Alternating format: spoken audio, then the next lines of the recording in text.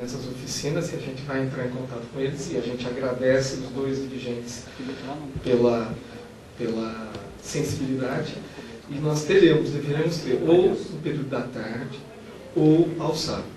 Agora tudo depende da alta administração da universidade da SEMP. A professora Valéria já se manifestou favorável, ela representa os interesses da diretora da SEMP, que não me lembro mais o nome da dirigente, mas os trâmites estão normais. Então, provavelmente no segundo semestre nós devemos ter essas oficinas regulares, com certificação para a vida funcional dos professores.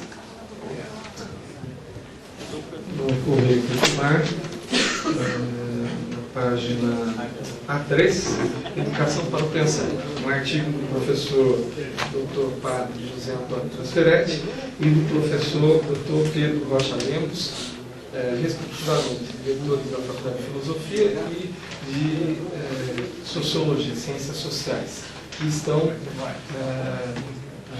neste ambiente. Professor Transferetti, convido aqui se posicionar aqui na mesa, e o professor Pedro Rocha Lemos.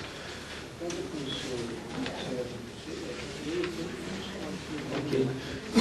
Os professores, enquanto o ex-deputado César Calegari, professor de Sociologia, não chega, e provavelmente vamos buscá-lo, eles pediram a palavra, então nós agradecemos a atenção do dispensado Carvalho. Estão também presentes os alunos de filosofia, os representantes do centro acadêmico e outros professores. Existem várias diretrizes de ensino que estejam contentes com sua presença. Depois a gente vai nomeá-las.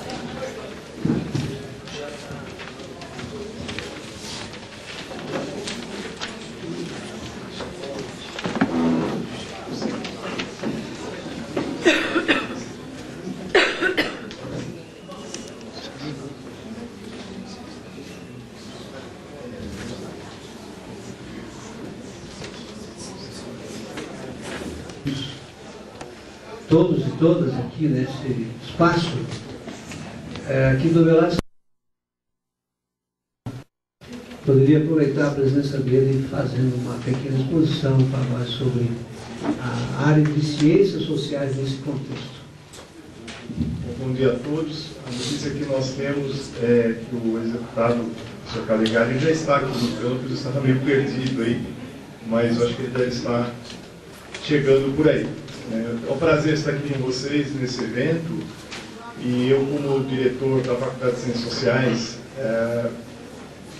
aqui em parceria, com o diretor da Faculdade de Filosofia, o professor Transferetti, estamos envolvidos aí nesse movimento nacional pela obrigatoriedade ou pela volta, e a partir da volta à obrigatoriedade de filosofia e sociologia no ensino médio. Um pouco que eu poderia estar dizendo a vocês, passando algum tipo de posicionamento, de mensagem, está nesse artigo aí que vocês estão recebendo, que está sendo publicado hoje no Correio Popular. Nós mandamos para a imprensa, para vários jornais da região, e o que está colocado aí é mais ou menos o que nós pensamos. Nós também demos uma entrevista na CBN, que são de 3 semanas atrás, e essa entrevista também ela foi repetida em alguns dias. E nesta semana nós estamos numa entrevista da TV PUC. Se vocês entrarem na página da TV PUC, lá tem a programação da TV PUC, e essa entrevista está sendo repetida em vários horários. Nós estamos falando um pouco lá, não só da obrigatoriedade da sociologia e filosofia no ensino médio, mas nós estamos falando um pouco também da importância da filosofia, da importância da sociologia, na formação do estudante, na preparação desse estudante no sentido dele estar adquirindo um espírito crítico, a reflexão em relação a todos os problemas aí que nós estamos vivendo na nossa realidade, né? Não só do ponto de vista das precariedades, as precariedades todas aí da vida social. Então nós estamos conversando um pouco isso nessa entrevista que nós participamos na TV PUC. Então, se vocês entrarem na página da TV PUC, lá tem toda a programação. Então, esse programa está repetindo em vários dias aqui durante essa semana, né? Então, dá para verificar ainda essa nossa participação, tá? Resumidamente, eu acho que o Calegari ele vai estar expondo aqui para vocês com mais detalhes, né, sobre todo esse processo, porque ele é uma pessoa que está muito envolvido no processo, né? Então ele vai estar falando sobre o parecer, né, que o Conselho Nacional de Ensino Médio, né, porque existe um Conselho Nacional de Educação, existe uma Câmara Técnica de Ensino Médio. Essa Câmara Técnica de Ensino Médio do Conselho Nacional de Educação, que está ligado ao Ministério da Educação, que vai estar agora, se não me engano, no mês de maio, analisando, né, o parecer que vai tornar novamente obrigatória a Sociologia e Filosofia no Ensino Médio, que é uma lei que já é da LDB, já é uma determinação da LDB, é uma lei que já foi aprovada nas instâncias, né, do Congresso Nacional, Câmara Federal e Senado, só que essa lei foi vetada em 2001 pelo presidente e sociólogo Fernando Henrique Cardoso, e que naquele momento, naquela oportunidade, ele alegou que problemas de demanda, problemas de falta de professores de filosofia e sociologia para atender toda a demanda, né, do ensino médio. Mas esse é um argumento muito vazio, né, porque a questão do ensino médio, tanto como o ensino médio como o ensino fundamental, ou a educação no Brasil de uma maneira geral, o maior problema são as condições de trabalho dos professores, né? A qualidade do ensino passa, em primeiro lugar, pela valorização do trabalho do professor. Se falta professor de filosofia, falta professor de sociologia, mas falta professor de matemática também, falta professor de física, falta professor de geografia, né? Então esse não é um argumento válido, tá? Eu acho que existia assim, uma conotação política mesmo por trás dessa decisão de de vetar, né, a obrigatoriedade de sociologia e filosofia naquela oportunidade. Hoje existe uma mobilização nacional, acho que o professor Calegari vai estar aqui colocando, né, quando ele, de uma forma bastante precisa, de todo esse movimento, né, que envolve, né, estudantes, envolve professores de filosofia e de sociologia, envolve entidades classistas, né. No nosso caso, o Sindicato dos Sociólogos do Estado de São Paulo vem atuando de uma maneira bastante determinada, né, nessa mobilização aqui no Estado de São Paulo, e esperamos que desta vez a gente consiga, né, que realmente a gente possa melhorar um pouco a qualidade do ensino no ensino médio, né, e que realmente a gente tem uma posição de que não é pelo simples fato de você voltar com a sociologia e filosofia no ensino médio que você vai melhorar a educação brasileira, né? Eu acho que existe outra luta aí, né, que é dar continuidade, né, à valorização da educação no Brasil. Eu acho que vem eleições aí agora, eu acho que uma das cobranças, né, é pela valorização da educação no Brasil, que é fundamental para a formação, né, de um povo, para a identidade de um povo, e também no que diz respeito ao que se espera hoje, né, de um educando, de uma pessoa que se forma, né, não só no ensino médio, mas no ensino universitário também, no sentido de você valorizar mais o ser humano, né, de trazer melhor qualidade de vida para a sociedade brasileira em geral. Acho que é mais ou menos isso que eu tinha que dizer, Transferete, porque acho que a palestra aqui ela vai ser muito esclarecedora no sentido de deixar bem resolvido para vocês do que se trata, né? Essa luta nacional pela obrigatoriedade de sociologia e filosofia no ensino médio. Tá? Então, esse é o recadinho que eu tenho a dizer. E, como eu falei no início, né, quer dizer, esse artigo que a gente escreveu mostra mais ou menos o que nós pensamos e as entrevistas que estão, e a entrevista que está na TV PUC passando nessa semana. Tá? Obrigado pela atenção.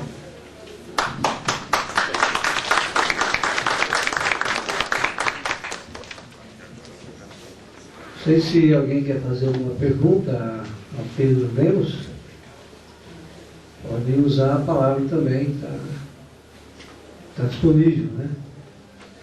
Também é bom que vocês vão preparando perguntas para o professor César, né, que imagino que ele vai fazer uma exposição, sei lá quanto tempo, mas evidentemente que vai deixar algum espaço para discussão, né?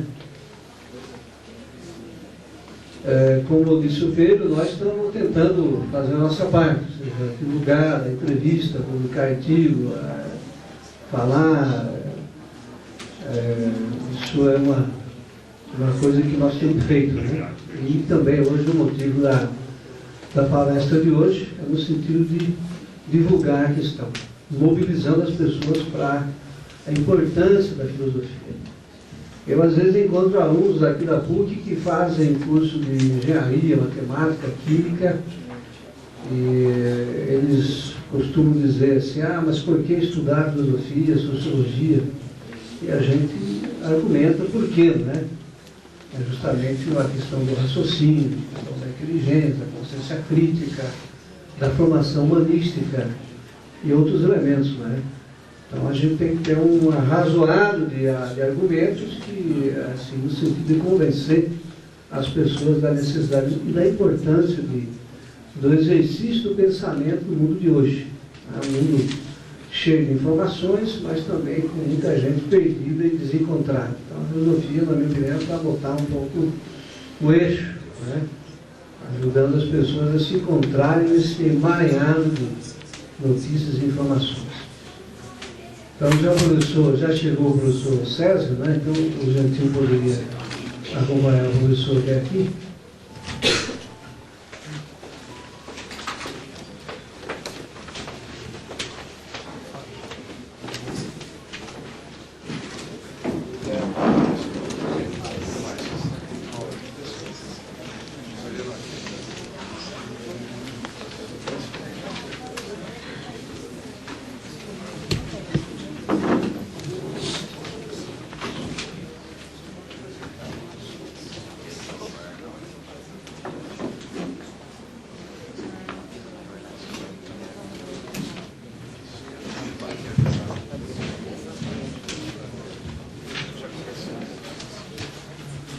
Gostaria de convidar os que estão ainda de pé para que pudessem sentar nessas cadeiras aqui na frente, se não for conveniente.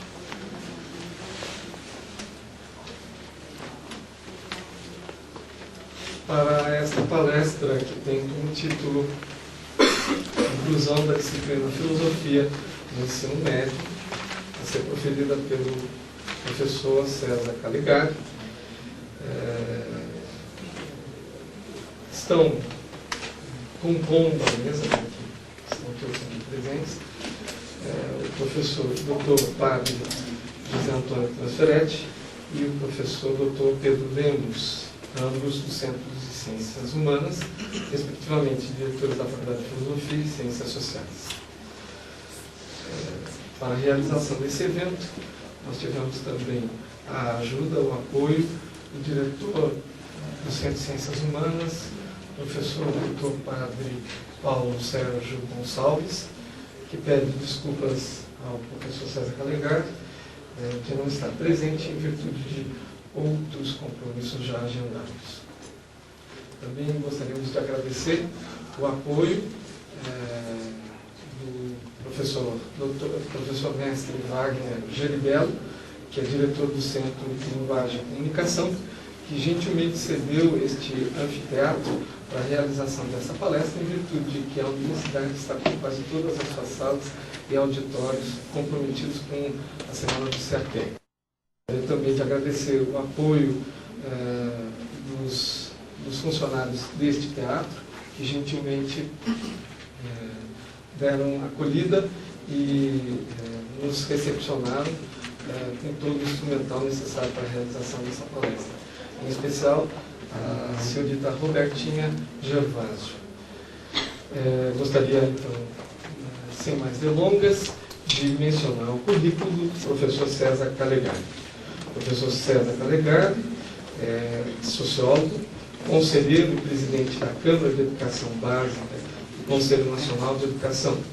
Foi secretário municipal de Educação de Taboão da Serra, secretário executivo do Ministério da Ciência e Tecnologia, ministro interino da Ciência e Tecnologia, diretor da Escola de Sociologia e Política de São Paulo, presidente da Fundação para o Desenvolvimento da Educação, FDE, secretário adjunto da Secretaria Estadual da Cultura, chefe de gabinete da Secretaria de Estado da Educação e diretor do CEPAM, Fundação Prefeito Faria Lima. É autor de vários trabalhos publicados, entre eles o Fundef e a Municipalização do Ensino Fundamental no Estado de São Paulo, 2002, pela editora Aquariana. As Verbas da Educação, com o subtítulo A Luta contra a Sonegação de Recursos do Ensino Público no Estado de São Paulo, pela editora Entre Linhas, em 1997. No mesmo ano, Ensino Fundamental, com o subtítulo A Municipalização Induzida, pela editora do Senac São Paulo. Na atividade parlamentar, nós aqui da região metropolitana de Campinas, conhecemos o trabalho do deputado em prol da educação. Eu posso dizer que na minha cidade, o deputado não mediu esforços para a não separação do ensino médio do ensino profissionalizante, obra do governo federal anterior.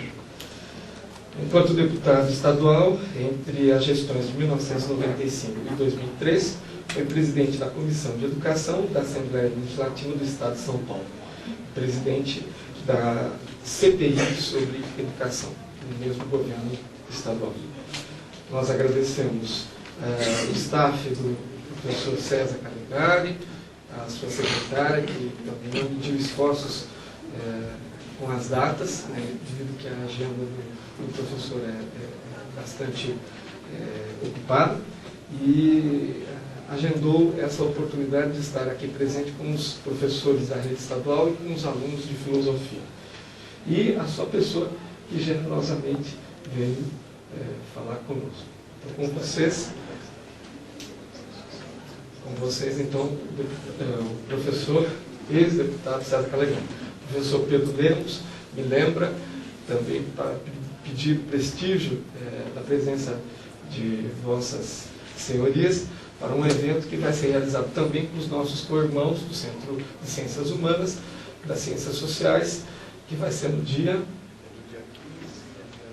Com licença. Não, porque depois a gente passa a agenda para vocês, mas vai ter a Semana de Ciências Sociais, dia 15 e dia 19, e o professor Calegari vai estar presente também para estar fazendo essa exposição mais voltada para os alunos das Ciências Sociais. Mas quem tiver interesse pode aparecer, ser no período noturno, tá? E depois a gente vai passar a agenda aí para vocês. Eu gostaria de ressaltar que todos os eventos que foram mencionados, inclusive pelo professor Pedro Lemos e também da Unimep, a gente vai estar à disposição no final da palestra para estar fazendo as indicações.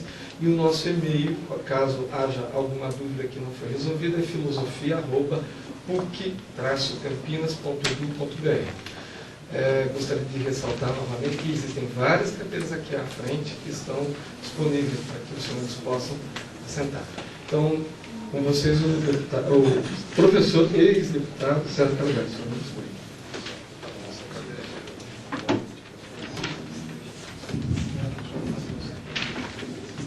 Tá bom. Eu quero agradecer. agradecer ao professor Gentil, cumprimentar o professor Pedro Lemos, professor Transferete, e agradecer essa oportunidade de estar aqui dialogando com vocês aqui na PUC, já que nós temos lá no Conselho Nacional de Educação, exatamente na nossa pauta prioritária, o exame de uma proposta que foi encaminhada pelo Ministério da Educação, a partir de demandas, né, de vários setores da sociedade brasileira, que é a proposta da inclusão como disciplinas obrigatórias no currículo do ensino médio das disciplinas de filosofia e também de sociologia. Esse assunto não é um assunto novo, né, como todos sabem, há uma luta intensa no Brasil e que já dura muitos anos, no sentido de que essas matérias, essas disciplinas sejam de fato sustentadas, né, nos componentes curriculares do ensino médio de todo o território nacional. Isso estava já na Lei de Diretriz e Base da Educação, apontado. Nós tivemos aí depois, né, como um processo de regulamento, uma espécie de regulamentação da própria LDB, no que se refere à questão do ensino médio, as diretrizes curriculares nacionais, que é um texto de 1998, que entretanto já não fala mais das disciplinas de filosofia e de sociologia como disciplinas obrigatórias, mas como conteúdos, né, que devem ser tratados de uma maneira transversal, interdisciplinar, quando se montassem, ou quando fossem montados as grades curriculares pelos diferentes sistemas de ensino do Brasil inteiro. Mesmo no que se refere aos parâmetros curriculares nacionais, esse assunto volta a ser mencionado já como indicativo de disciplinas, mas ainda nada de obrigatório, né? Nada como um componente obrigatório em termos de país. Também, nesses anos todos, tem havido tentativas de se aprovar no Congresso Nacional leis que tornem obrigatórias essas disciplinas. Atualmente temos aí mais uma lei tramitando, aliás, dois projetos de lei, uma que é no Senado Federal e outra na Câmara Federal. E também há sempre, né, no Brasil inteiro, várias tentativas de que a introdução das disciplinas de filosofia e de sociologia sejam feitas através de leis estaduais. E há várias leis estaduais que foram aprovadas nessa direção e no país inteiro nós estamos terminando de fazer esse levantamento. Já há avanços significativos nessa direção. Em muitos sistemas estaduais de ensino, a filosofia e a sociologia, às vezes um, às vezes outro, já comparecem, né, como disciplinas que são postas à disposição dos alunos e de uma maneira geral, ampla, né, praticamente obrigatória no ensino médio do país. Bom, considerado, portanto, esse contexto, embora as tentativas de mudança na lei, na própria legislação, como eu estava dizendo, já sejam múltiplas, né, no país inteiro, o movimento daqueles que defendem a sociologia e principalmente a filosofia, né, como disciplinas obrigatórias, acabou criando uma oportunidade que nós pudéssemos resolver, ou tentar resolver a questão através exatamente de uma modificação das diretrizes curriculares nacionais do ensino médio. Portanto, a proposta que está hoje na Câmara de Educação Básica, da qual eu sou o presidente, e nesse caso também um dos relatores, né, dessa matéria, pretende, portanto, modificar, né, as diretrizes curriculares nacionais do ensino médio e introduzindo uma modificação pequena, mas tornando essas disciplinas de sociologia e filosofia como obrigatórias, né, no componente curricular do ensino médio. Nós estamos, portanto, tratando dessa questão. Não é uma questão pacífica, não é um assunto pacífico dentro do Conselho Nacional de Educação. Teremos aí um debate que, aliás, coincide com a mudança que está nesses dias para acontecer no próprio Conselho. Vários conselheiros do Conselho Nacional de Educação terminaram o seu mandato agora, né, na reunião do mês passado. Alguns poderão ser reconduzidos ou não substituídos, né, e outros vão ser definitivamente substituídos pelo término de 8 anos dos seus mandatos de conselheiro. Então nós estamos exatamente numa fase de grandes mudanças, né? Eu tenho a expectativa, ontem mesmo conversava de manhã cedo com o ministro da Educação, Fernando Haddad, que a recomposição, que ao final das contas é feita pelo próprio presidente da República, pode ser favorável, né, para que nós tenhamos aí um quórum mais claramente ligado, né, a essa luta a respeito da filosofia e da sociologia. Mas isso...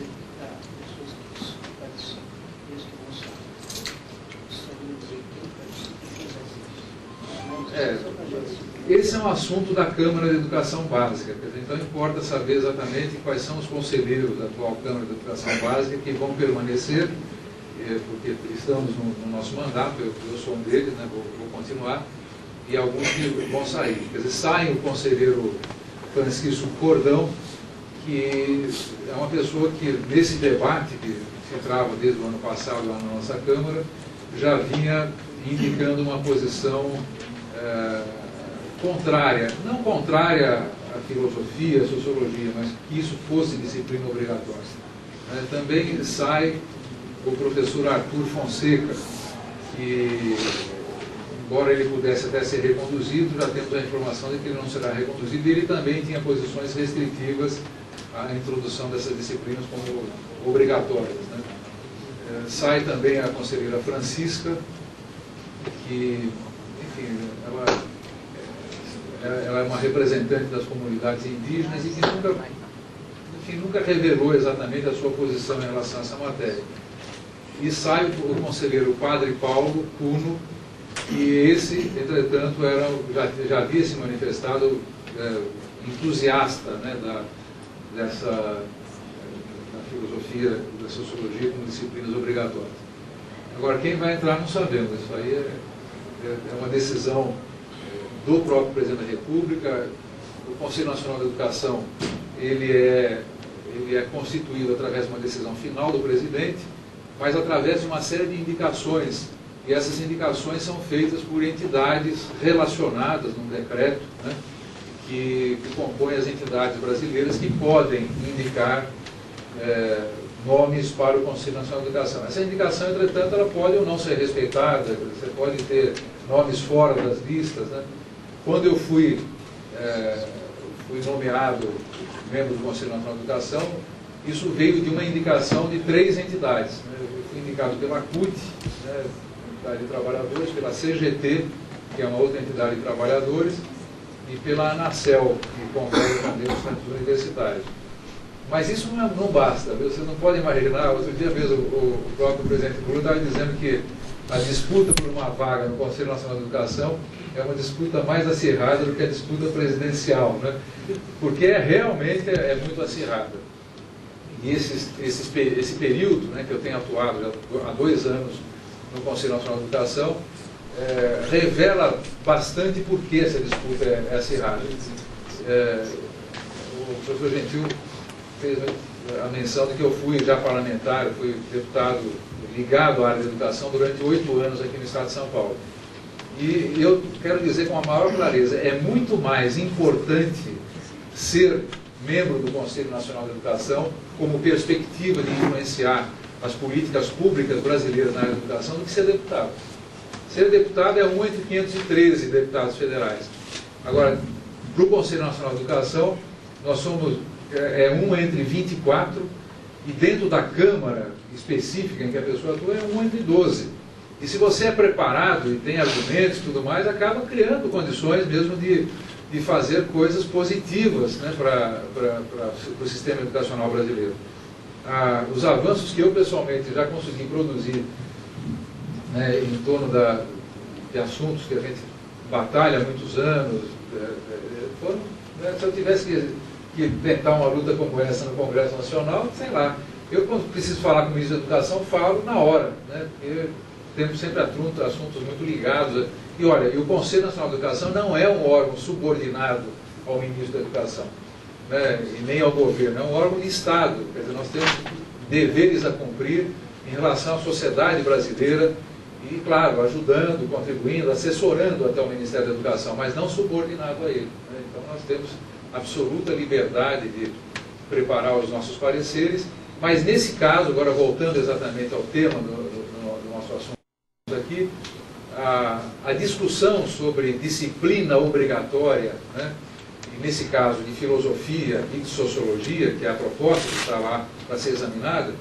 não é porque haja dentro do Conselho Nacional de Educação, nem entre os conselheiros, uma aversão ou uma antipatia específica em relação à sociologia ou à filosofia. Não é isso. É porque há uma concepção que ela é bastante respeitável, concepção essa que não acredita que seja de competência do Conselho Nacional de Educação impor aos sistemas de ensino esta ou aquela disciplina. Quer dizer, essa visão, né, que é uma visão bastante, como eu disse, bastante respeitável, é que as diretrizes curriculares nacionais, seja para o ensino fundamental, para a educação infantil, para o ensino médio, quaisquer que sejam as diretrizes curriculares nacionais, ela deva dizer sobre linhas gerais.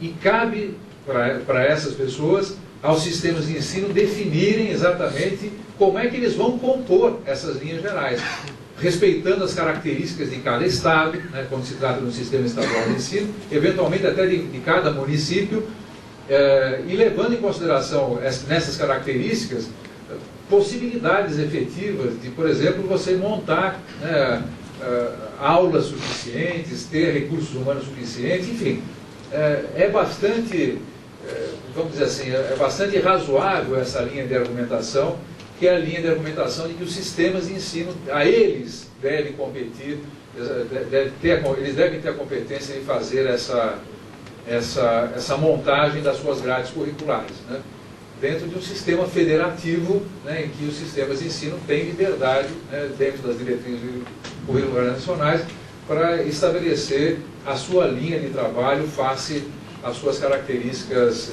e possibilidades. Qual é, então, a outra questão que se coloca? Olha, nós aqui do Conselho Nacional de Educação, dizem alguns conselheiros, não podemos ficar alvo de pressões de natureza corporativa.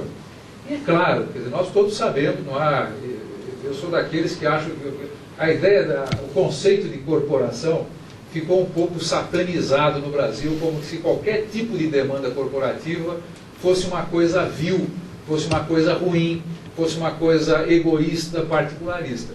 Bom, eu acho que as corporações, e as corporações sindicais, por exemplo, as suas representações sindicais, elas existem mesmo para defender os interesses corporativos. E os interesses corporativos, eles são também legítimos. É claro que os interesses de uma parte da sociedade, que podem, inclusive, competir com outros interesses, não precisam ser necessariamente impostos em relação ao conjunto dos interesses da sociedade. Agora, que eles se manifestem, né, que eles se organizem para se colocar os seus interesses como corporação de uma certa profissão e tudo mais, não há nenhum problema. Isso faz parte do processo democrático, nós devemos respeitar isso como, né, algo positivo e não algo que deva ser rechaçado de imediato apenas porque é um interesse corporativo. Cabe exatamente às corporações defenderem, né, os seus membros. E nesse caso, não necessariamente os interesses da corporação são contraditórios com aquilo que nós possamos conceber como os interesses maiores, né, de um sistema educacional brasileiro e dos interesses maiores da própria população brasileira, que depende da educação de boa qualidade para poderem exercer na plenitude a sua própria cidadania. Então, sobre a questão, né, eu já trouxe aqui dois problemas, né, que estão hoje sobre a mesa de discussões na nossa Câmara de Educação Básica, e no que se refere à questão da disciplina de filosofia e da disciplina de sociologia, conforme a proposta que nós estamos examinando. Uma delas diz respeito que deve caber aos sistemas de ensino definir exatamente qual é a grade curricular final, composta de disciplinas de matemática, português, geografia, história, química, física, sociologia, psicologia, religião, educação física, quer dizer, caberá sempre aos sistemas de ensino e isso deve ser sempre respeitado. E o outro óbice é essa, olha, nós não podemos ficar aqui atendendo a manifestações de interesses corporativos. e já que de fato foram sociólogos e filósofos no Brasil que têm, né, já há muitos anos batido pela presença, a necessidade da presença dessas disciplinas. Agora, vamos falar agora a respeito das possibilidades, né? Porque eu começo então aqui a revelar exatamente qual é a minha posição, e já adianto, né, que é ampla e claramente favorável à inclusão dessas disciplinas, de filosofia e de sociologia, como componentes obrigatórios, curriculares obrigatórios, como disciplinas obrigatórias no ensino médio.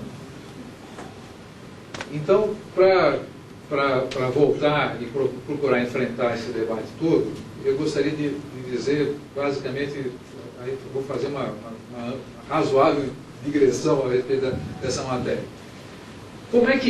Começo com a seguinte pergunta: como é que anda a educação brasileira? Né? Nós estamos aqui dentro de um debate de modificações de diretrizes curriculares nacionais, no caso específico do ensino médio. Como é que anda esse tal ensino médio no Brasil? Né? Nós estamos satisfeitos? Ele tem andado para frente, tem evoluído? Né? O que tem acontecido nos últimos anos nas tentativas de melhorar o ensino médio, ou de transformá-lo, de fazer reformas nessa área? Bom, vou trazer alguns dados, mais de características ilustrativas, porque nessa ilustração a gente já pode ir procurando trilhar algumas conclusões. Bom, nós todos aqui sabemos, né, e acho que é bom a gente repetir isso para sempre pensar com uma razoável carga de indignação, a ponto de que isso nos mobilize. Né? Então, repetir certas coisas que nós até já sabemos sempre, é importante fazer para que a gente sinta um pouco a nossa alma intranquila, né, a ponto de nos mobilizar para a luta. Né? Porque nós temos que continuar a lutar, já que a educação brasileira vai péssimo. Quer dizer, a educação brasileira, considerada no plano nacional, e mesmo se a gente for atomizando, né, em relação às realidades estaduais, ela é, sem nenhuma sombra de dúvida, o principal mecanismo de exclusão social no Brasil. É através da educação, ou da falta dela, que nós estamos condenando parte significativa dos jovens, das crianças, jovens e adultos brasileiros, ao que nós poderíamos chamar de uma cidadania planetária de segunda classe, de segunda categoria. Já que a maior parte, exatamente, das crianças e jovens brasileiras não conseguem ter, através do acesso à escola, as condições mínimas de domínio, né, da realidade, de compreensão crítica da realidade, para que possam, né, usando aí até os termos que dizem respeito aí à nossa questão, né, o exercício completo da sua cidadania. Neste ano, nós vamos, o Brasil, né, os estudantes brasileiros, vão passar novamente por aquele exame internacional do PISA, né? É um exame que avalia conhecimentos de alunos com 15 anos de idade em 98 países. Né? Não sei se esse ano vai subir o número de países, mas tem sido 98 países. Esse ano serão avaliados jovens do mundo inteiro através de um sistema de sorteio. Quem realiza esses exames é uma agência brasileira, que é o INEP, e que já estava tomando essas providências para fazer neste ano a avaliação dos conhecimentos dos jovens de 15 anos de idade na área de ciências. E eu quero dizer para vocês, né, aposto com quem quiser, infelizmente eu vou ganhar, que o Brasil ficará em último lugar dos países pesquisados. Lembrando que nos outros exames do PISA, onde foram avaliados conhecimentos de língua natal, né, no caso da nossa língua portuguesa, e no último caso, de matemática, o Brasil ficou em último e penúltimo lugar entre os países.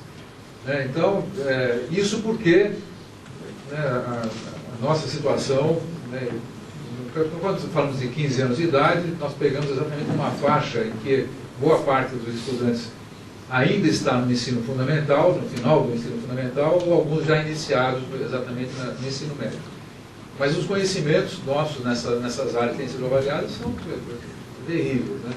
Ciência é uma coisa terrível, porque no Brasil nós temos uma falta de 180 mil professores de Química, Física e Biologia. é muito provável que parte significativa dos estudantes que compõem o ensino médio brasileiro jamais ouvirão falar, por exemplo, do nome de Isaac Newton. Nem ouvirão falar do nome dele. Se perguntarem quem foi Isaac Newton, ou quem é, você olha, que time ele torce, que país é ele, porque não sabem absolutamente nada, muito menos que tipo de contribuição esse senhor, né, teria feito em relação à humanidade, né, no campo de conhecimento que ele se dedicou. E aí vai, quer dizer, nós temos uma situação, os dados do SAEB, que é o Sistema de Avaliação da Educação Básica, que pode ser imediatamente acessado por qualquer um através do próprio site do INEP, né, do Ministério da Educação, mostram exatamente o nosso fiasco.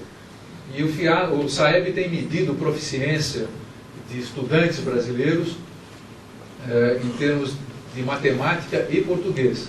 E avalia crianças na 4ª série do ensino fundamental, na 8ª série do ensino fundamental e na 8ª série, aliás, na 3ª série do nível médio. E no último exame do SAEB, por exemplo, no caso de matemática, apenas 7% dos jovens brasileiros que concluem o ensino médio são considerados como tendo um nível de proficiência, de conhecimentos na área de matemática considerado adequado. 71% dos jovens brasileiros avaliados pelo SAEB têm conhecimentos em matemática considerados crítico e muito crítico. Crítico e muito crítico, quer dizer, praticamente analfabetos em matemática, né? E uma coisa também escandalosamente alta no que se refere à língua portuguesa. Então, esses dados todos a respeito da qualidade da educação brasileira é uma tragédia, né? É uma tragédia que mostra que nós temos que proceder no Brasil a uma verdadeira revolução na área da educação. Isso está, de alguma maneira, nas nossas mãos, né? Se nós formos competentes e ávidos por ter uma vitória fundamental, que não é uma vitória das pessoas, dos indivíduos, mas uma vitória do país. Já é mais do que sabido, vocês viram agora, semana passada, a Unesco divulgou, né, um estudo que realizou entre vários países do mundo, e um dos indicadores é a taxa de reprovação. E onde que foi colocado o Brasil? O Brasil foi colocado, uma coisa que me espantou demais, né, eu até depois assisti um filme que eu já tinha assistido, né, eu vou falar sobre ele agora, que é um filme chamado Gritos do Silêncio, que trata lá da guerra do Camboja. Né?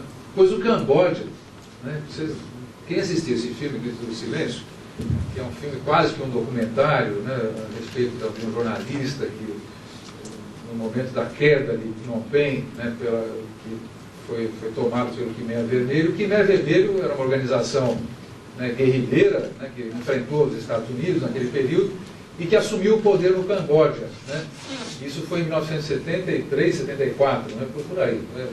Eu esqueci do ano. Bom, o Khmer Vermelho, né, que se intitulava uma organização de esquerda, e depois tudo ficou revelado que era apenas uma organização puramente criminosa. Né? E uma dos seus intentos foi dizimar todos aqueles que tivessem, presumidamente, qualquer tipo de vinculação com os valores do capitalismo ou coisas do tipo.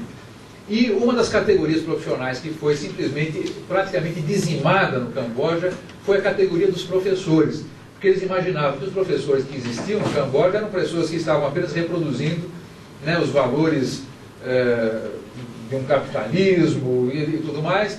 E esses professores, eles eram ensacados, quer dizer, grudavam sacos plásticos azuis na cabeça deles, com a mão amarrada, e eles foram mortos, acabaram com os professores no Camboja.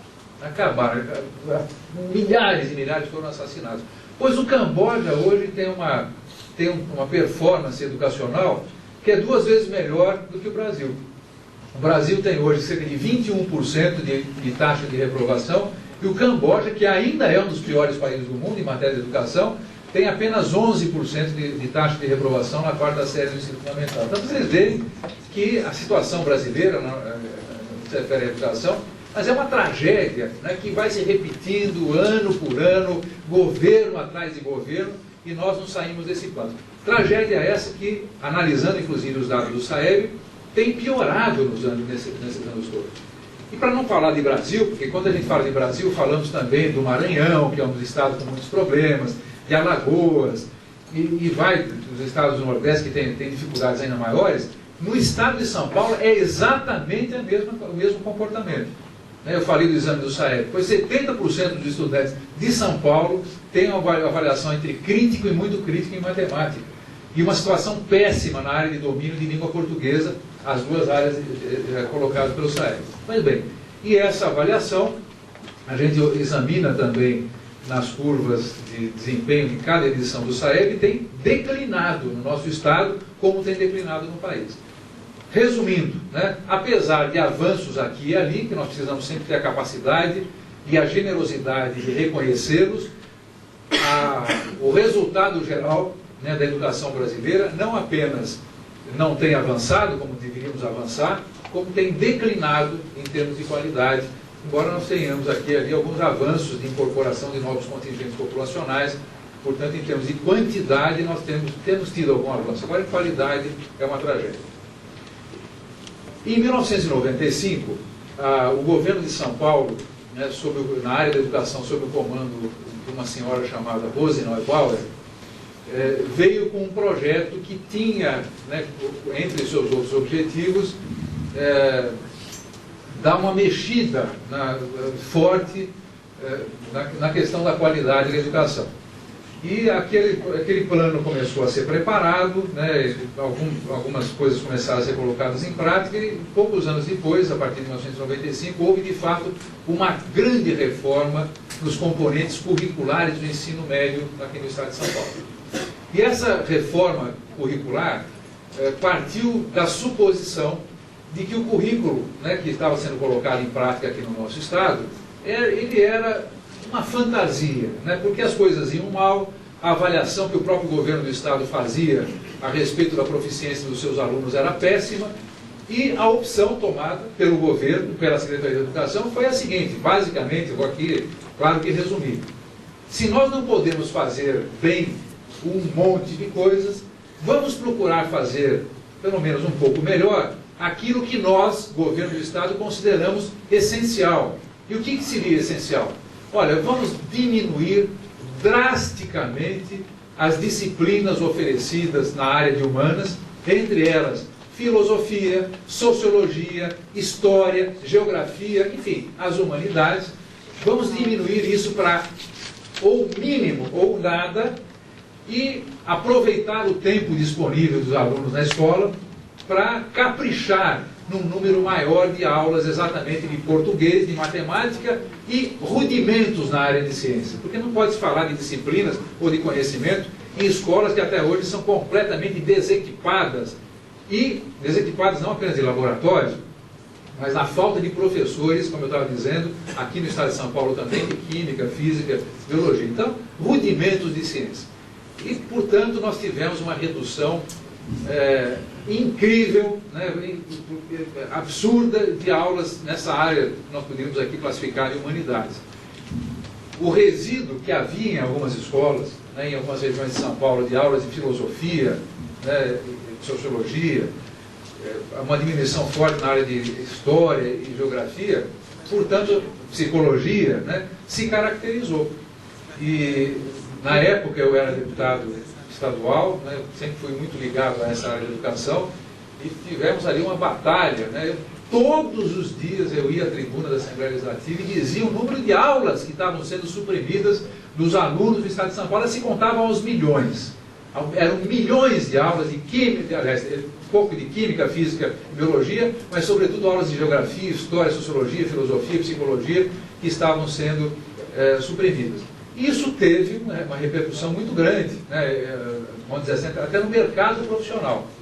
Muitos professores, exatamente dessas disciplinas, perderam aulas, né, tiveram enormes dificuldades até de sobreviver, e é claro que tudo isso repercute, porque jovens candidatos a professores de filosofia, ou de sociologia, ou de história e geografia, começaram a se desestimular. Quer dizer, se mesmo aqueles mais experientes e formados já há muito tempo estavam sem emprego, o que adianta eu estar me candidatando a ser um futuro professor nessas disciplinas, se o mercado de trabalho está tão dizimado como foi dizimado naquela época. Bom, ali havia uma aposta, né, naquela arrogância, quero dizer, peço desculpas de ficar adjetivando, mas como é um adjetivo que eu falei tanto, não posso dizer, a arrogância, a prepotência e o autoritarismo das autoridades educacionais naquele instante, no estado de São Paulo, né, para eles não cabia discussão e muito menos dúvida. Eles estavam certos na cabeça deles que pelo menos haveriam de proceder, aqui no estado de São Paulo, uma mudança significativa da qualidade da matemática, do ensino e da aprendizagem matemática em língua portuguesa e um pouco na área de ciência. Os resultados do SAEB para o estado de São Paulo estão aí para advogar as minhas convicções, que naquela época eram apenas convicções e argumentos, mas, enfim, era uma aposta que eu estava numa situação de total minoria, era apenas uma voz numa Assembleia Legislativa com 94 deputados, que ninguém mais falava disso, ninguém foi à luta em relação a isso no plano legislativo, apenas eu.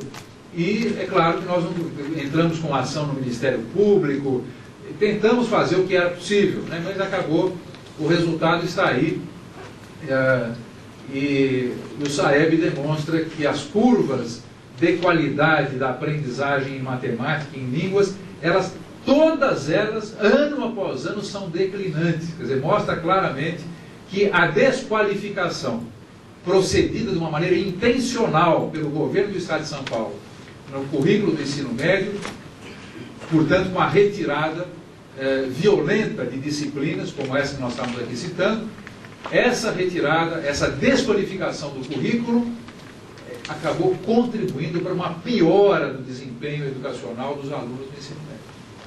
É claro que isso, né, os pesquisadores, a universidade, é um belíssimo tema de estudos, né, uma coisa fantástica para pesquisar, mas que há uma vinculação desses dois fenômenos que nos dá uma pista de pesquisa, isso há.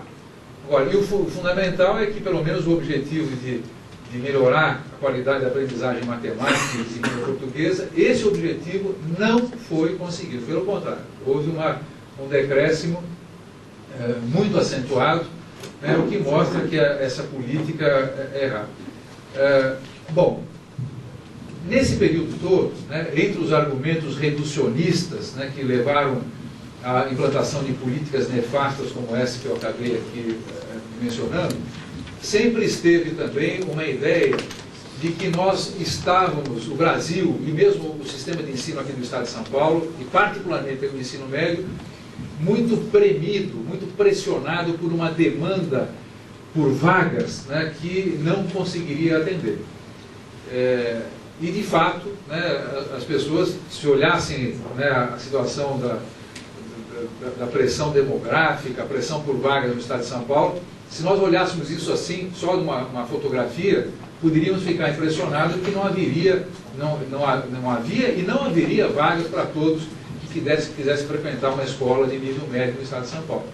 Mesmo em relação ao ensino fundamental, havia uma suspeita de que as escolas, muitas delas já estavam supercongestionadas, excesso de aluno por sala de aula, excesso de turnos, né, por dia, enfim, um processo que estava, do ponto de vista da relação oferta e demanda de vagas, muito desfavorável a que nós pudéssemos construir um trabalho qualificado e qualificante em matéria de educação.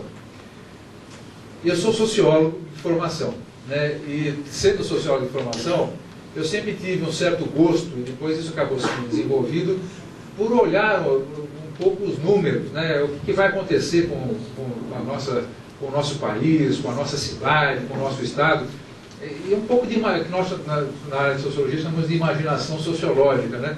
Quer dizer, imaginar como é que será a nossa realidade daqui a 10, 15, 20 anos. É possível imaginar.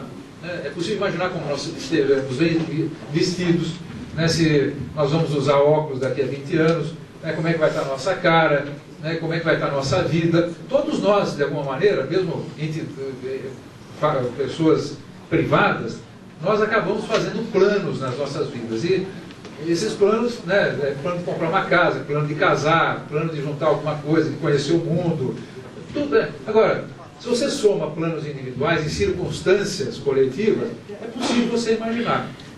E uma das ferramentas para você imaginar é olhar, entre outras coisas, a chamada dinâmica populacional. Quantos seremos?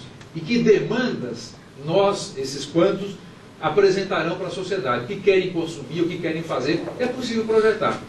Já naquela época, dessa discussão toda, examinando a questão de curvas, né, populacionais, eu já começava a dizer o seguinte: olha, é falsa essa ideia de que nós temos que reduzir a qualidade de aulas oferecidas pelos nossos estudantes, porque não cabe todos os estudantes que vão procurar as escolas de nível médio. E argumentava-se exatamente o contrário. Olha, agora com esse negócio de progressão continuada, aprovação automática, vem aí uma onda gigantesca de alunos que vai bater as portas das escolas de nível médio e que não terá vagas para todos. Então, nós temos também por isso que reduzir, né, essa árvore de disciplinas, né, porque temos que concentrar no principal, não tem professor para tudo isso. Era um debate comum. Bom, o que é que nós sabemos hoje, olhando com clareza? Nós sabemos, agora eu vou falar especificamente, tem muitas das coisas que nós podemos falar em termos do Brasil, que são verdadeiras também, mas vamos focar no estado de São Paulo. A demanda por ensino fundamental no estado de São Paulo é e será cada vez menor nos próximos anos, por dois motivos principais. O principal motivo é que o estado de São Paulo tem experimentado uma forte queda na taxa de natalidade. E essa queda na taxa de natalidade significa que contingentes relativamente menores, né, chegam a demandar serviços públicos, inclusive serviços de educação. Então, aquela ideia de escolas super congestionadas, eu lembro que quando eu fui chefe de gabinete da Secretaria de Educação do Estado de São Paulo, uma parte grande das escolas na região metropolitana funcionavam em 5 turnos diários, 4 turnos durante o dia e 1 turno durante a noite. Não há projeto pedagógico de qualidade que resista a uma situação como aquela. Mas isso foi em 1900 eu fui chefe de gabinete da Educação, foi em 1987, 88. Essa realidade mudou muito, e mudou por vários fatores, inclusive por esse. Não há nenhuma escola mais, nem na Grande São Paulo, nem no Estado de São Paulo, escola estadual, que funcione com mais do que 2 turnos diurnos e 1 noturno. Quer dizer, então você percebe que a situação melhorou em termos de acomodação, né, dos alunos e dos professores. Não quero dizer com isso que todos os problemas estejam resolvidos, e muito menos quero dizer, porque os dados não mostram isso, que a educação melhorou de qualidade. Mas aquela compressão quantitativa, isso de fato foi aliviado, pelo menos no que se refere às escolas da rede estadual de ensino. E falo estadual porque, basicamente, o nível médio compete, é uma competência do governo estadual, e raramente, 1 ou 2 casos apenas, que é de competência de prefeituras municipais. Bom, no ensino fundamental, vamos dizer, isso se revela com toda clareza, o que mostra claramente, né, com muita objetividade, que a luta pela melhoria da qualidade do ensino fundamental, em todos os setores que possamos fazer, hoje ela é muito mais possível. Pensar, por exemplo, no ensino fundamental em escolas de tempo integral, melhorar a qualidade da grade curricular, isso já é algo que pode ser clara e objetivamente defensável. Nós temos recursos físicos e temos recursos humanos para dar passos adiante, e muitos passos adiante, no que se refere à melhoria da qualidade do ensino fundamental que é oferecido para as crianças do Estado de São Paulo. No caso do ensino médio, a mesma coisa. Aquela ideia de que nós teríamos uma enorme demanda que não poderia ser atendida, por falta de espaço até, essa ideia, ela já passou, ela já está afastada, ela não pode ser sustentada em números. Nós temos, portanto, já verificando no Estado de São Paulo, uma descompressão de demanda no que se refere a escolas, ao ensino médio, né?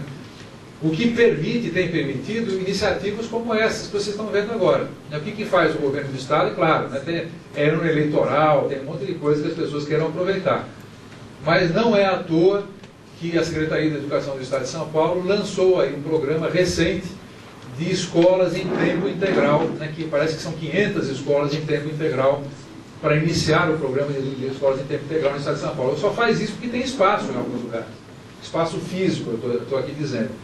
Por que o ex-secretário Gabriel Chalita também deu um passo no sentido de introdução da disciplina de filosofia no ensino médio, porque tem espaço de dinheiro e tem espaço físico para que esses avanços possam ser de fato realizados.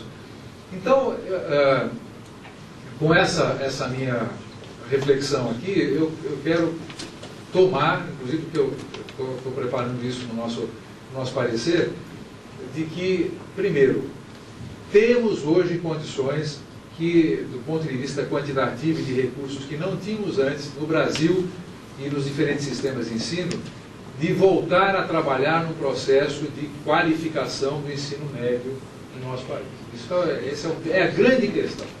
Quer dizer, a introdução das disciplinas de filosofia e de sociologia, elas são um passo, não quer dizer que são todos os passos, mas representam um passo importante para a necessária qualificação do ensino médio brasileiro e da aprendizagem dos conteúdos, né, relacionados ao ensino médio no Brasil. Então, isso é possível porque há recursos financeiros e há recursos materiais para caber, né, essa ampliação e diversificação no currículo do ensino médio. A pergunta em relação a isso, há recursos humanos para esse fim? Quer dizer, há professores de filosofia e há professores de sociologia em número suficiente para que essas disciplinas sejam de fato oferecidas em todas as escolas de ensino médio no Brasil? A resposta provavelmente é não ainda, mas pode haver logo, né?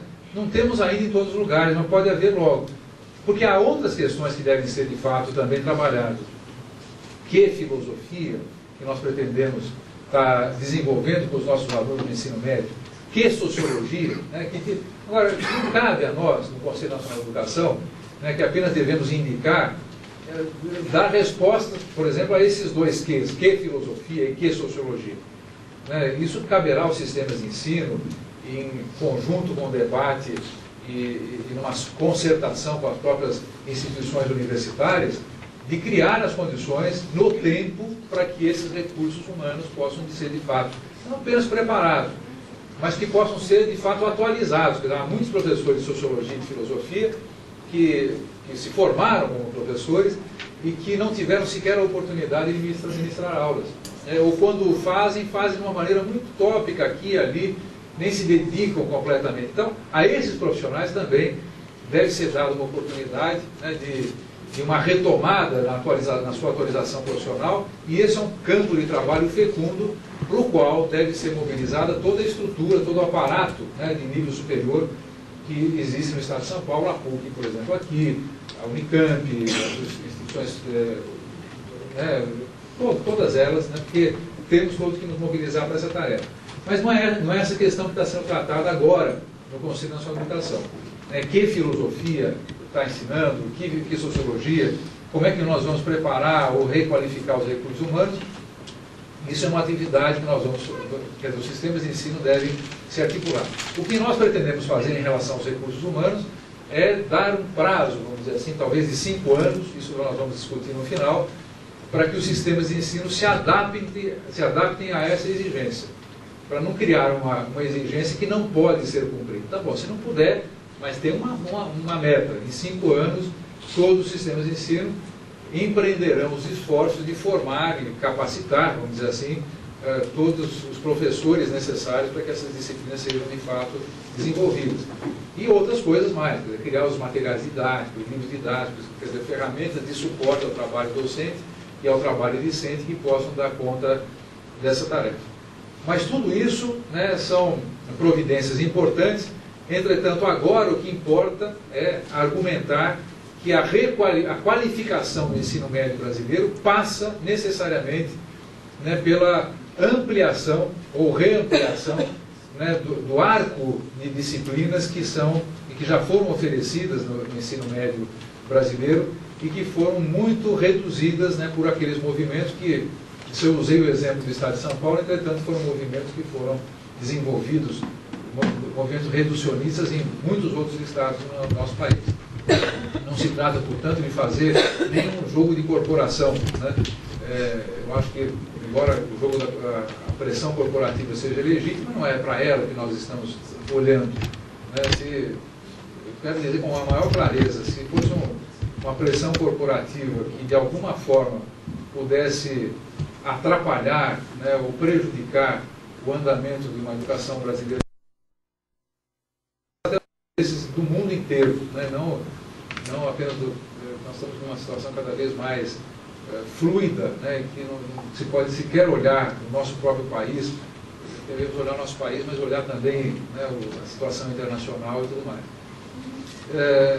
De forma que nós estamos exatamente preparando, o Ministério da Educação ainda está nos devendo algumas informações de como é que anda especificamente a situação de filosofia e de sociologia nos estados brasileiros, né, para que a gente possa ter, ao tomar as decisões finais, ter uma visão bem clara da nossa realidade brasileira, que ela é diversa, ela é bastante plural, e para que nós possamos dar as indicações para que os sistemas de ensino tomem as providências. O sentido maior da nossa argumentação é no sentido de que essas disciplinas devem ser, sim, consideradas como disciplinas obrigatórias, principalmente porque elas contribuem e podem contribuir de uma maneira decisiva ao processo de unificação do ensino médio no nosso país.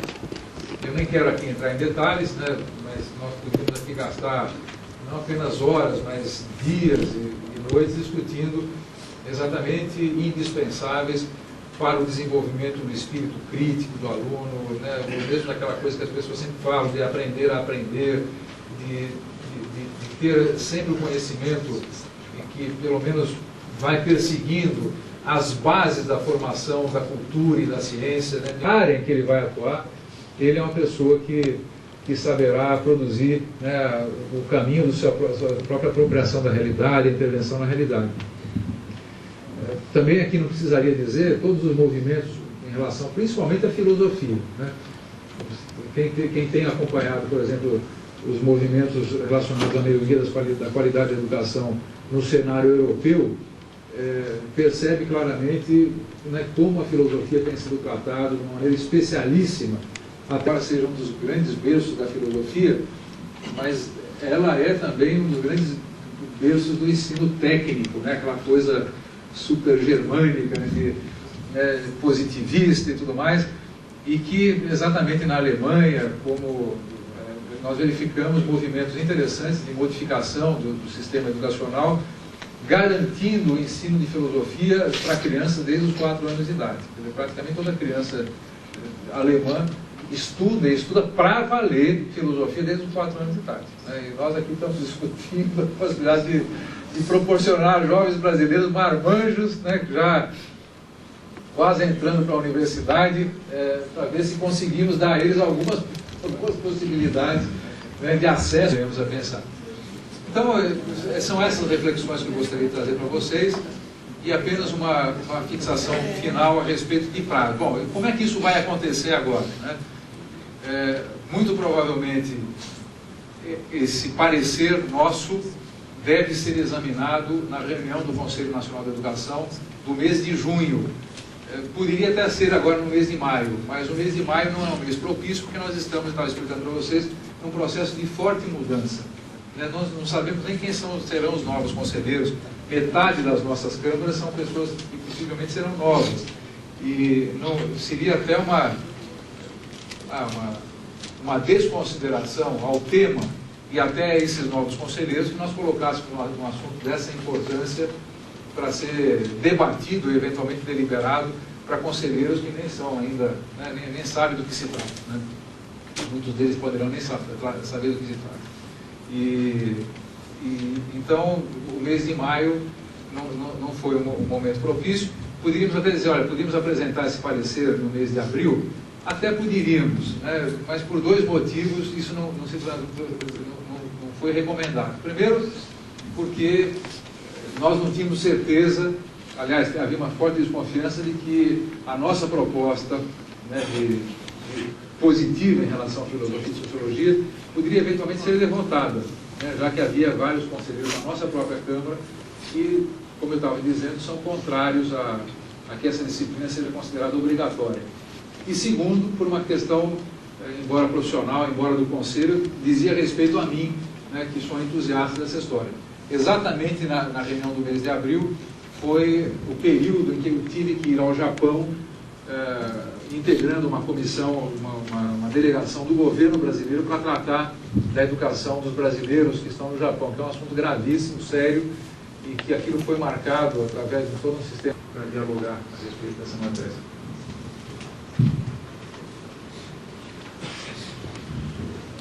Gostaria de salientar os dados que o professor César Calegari mencionou.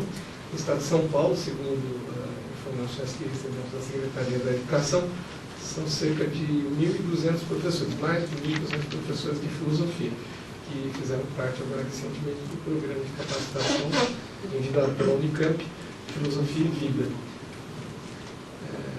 Também nesta universidade, no site do próprio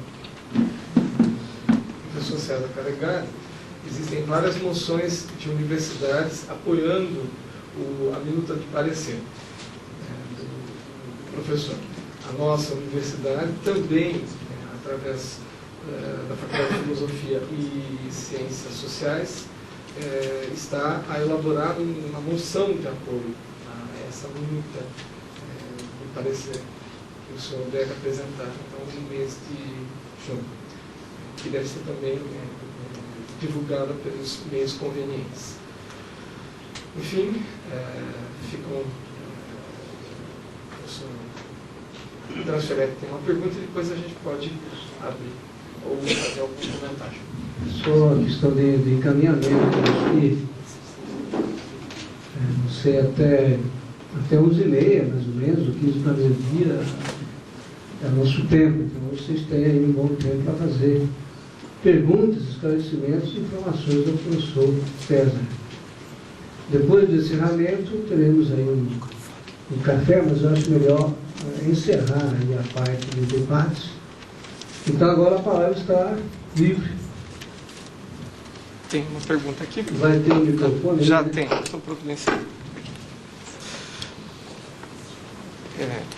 Gostaria, então, que se identificasse os professores do Estado ao fazer as suas perguntas e os alunos da universidade também. Bom dia, professor.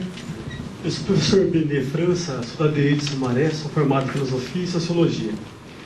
Professor César Calegari, nós, como professor, a gente já havia salientado, nós tivemos ano passado, embora uma proposta bastante eleitoreira, né, um grande investimento em prol dos professores de filosofia no estado de São Paulo. E nesse sentido, nós fomos convocados no mês de maio, numa reunião no Juventus, em São Paulo, um dia. Depois, nós ficamos 4 dias em Serra Negra, e depois, mais 5 dias em Água de Lindóia. Nós tivemos 12 videoconferências ao todo, sendo 8 ano passado e 4 videoconferências nesse ano. Então, atingindo 1.200 professores de filosofia, divididos em 2 grupos, um grupo de 600, cada grupo de 600. Né? De modo geral, podemos assim observar 3 pontos delineadores da proposta paulista. Uma proposta ontológica de ensino de filosofia, baseada nos textos filosóficos através dos próprios filósofos.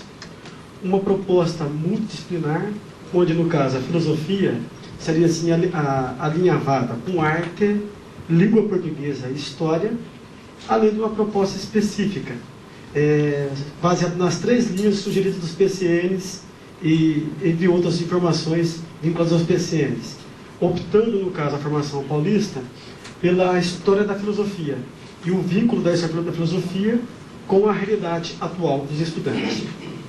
Nesse caso, a pergunta é essa. Essa proposta paulista, repito, embora eleitoreira, ela poderia ser propagada para os estados brasileiros? Só para completar, você disse que essa proposta tem sido discutida, ela se divide em três alternativas, uma ontológica, uma multidisciplinar. E a terceira específica, sustentada nas 3 linhas sugeridas pelos PCNs, no caso o PCN de filosofia, a indicação de que optasse pela história da filosofia, e o vínculo da filosofia com a realidade.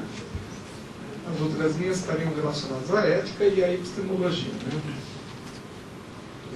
Bom, o Estado de São Paulo ele é influente, né?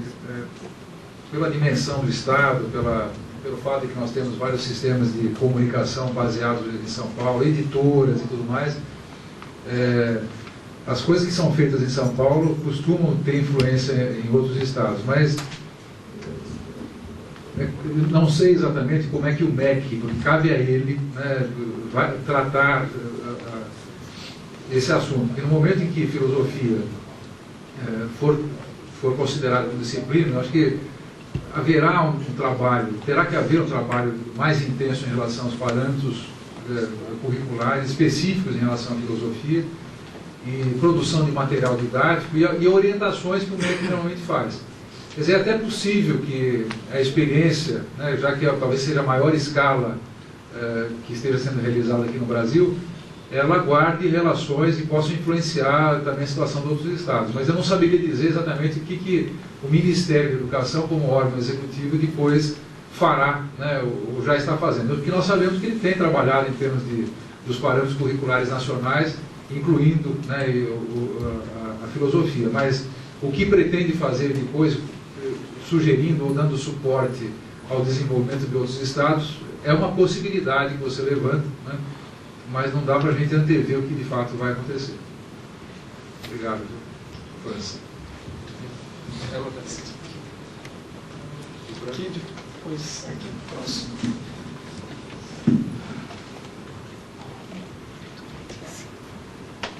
Bom dia, professor. Eu sou a professora Bárbara, sou da diretoria de Pindamonhangaba, tá? Então, eu gostaria de saber desse entrave, dessa discussão, ele está ligado diretamente à política ou ele é somente educacional, entendeu? Bárbara, eu acho que essa pergunta é uma questão importante, porque, primeiro, já respondendo, o debate que hoje está no Conselho Nacional de Educação e mesmo no Congresso Nacional, onde há projetos de lei, né, que estão tramitando, não me parece que sejam debates de natureza política como já foram no passado, né? Todas os óbices e as considerações restritivas à aprovação ou de leis ou mesmo em relação a uma mudança das diretrizes curriculares nacionais do ensino médio, que é competência lá do Conselho Nacional de Educação, dizem mais respeito a um pressuposto vamos dizer assim, entre aspas, liberdade dos sistemas de ensino, melhor palavra, autonomia dos sistemas de ensino, para definirem exatamente a maneira como vão tratar as diretrizes curriculares. E, nessa autonomia, levando em consideração condições também. Tem ou não tem professores, tem ou não tem espaço, tem ou não condições. Então, me parece que essas são... Por exemplo, eu sou da opinião, olha só, eu sempre fui um deputado, quando fui deputado, ligado à área de educação, entendo um pouco dessa história. Mas nunca fui favorável a que parlamentares legislassem a respeito de introdução de disciplinas. Não acho que deva ser por aí. Porque aí tem para tudo, né? Filosofia e sociologia seria ótimo, nós até acompanhamos. Quer dizer, como é que eu posso ser contra os projetos de lei, né, um do Senado e outro da Câmara, que hoje tramitam lá? Não vou ser contra.